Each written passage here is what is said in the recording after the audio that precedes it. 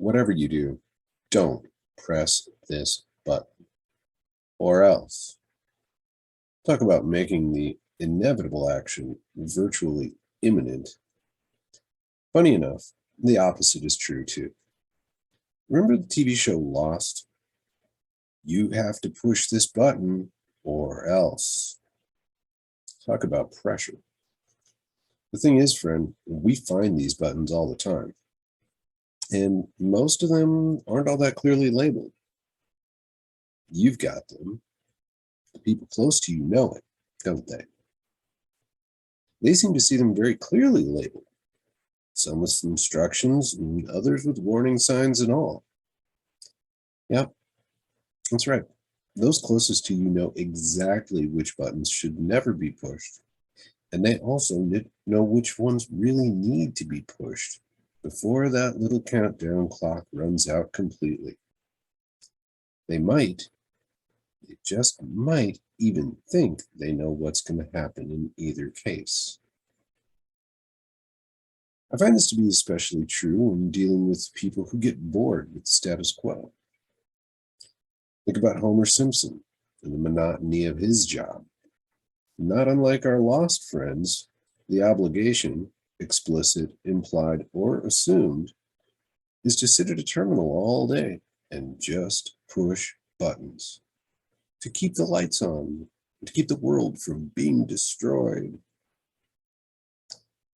We can try to conveniently overlook the fact that whether you have 1 or 100 buttons to push, it's not far off from what many of us do. And maybe the fate of the world doesn't hang in the balance, but you and I, we aren't excused of the responsibility either.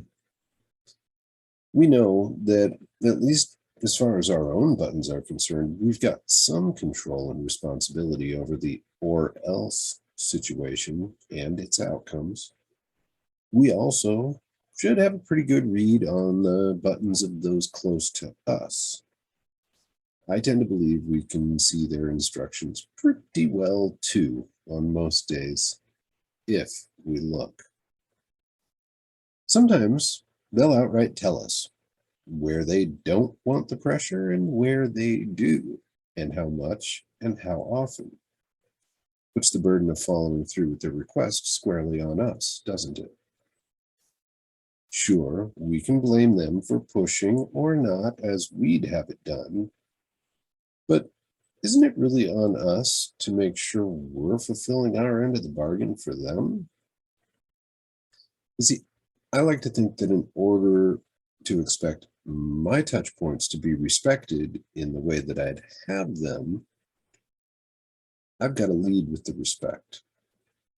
That way, at least I can look at myself in the mirror and the other individual in the eye, standing with my integrity and knowing that I've done my part. And then, if there's no reciprocity, well, I guess I know where I stand. I have this to say about that. Stretched to the breaking point, crushed into contraction. Such is the pressure of the presser. To be stressed and depressed from that which is repressed, or desire to impress.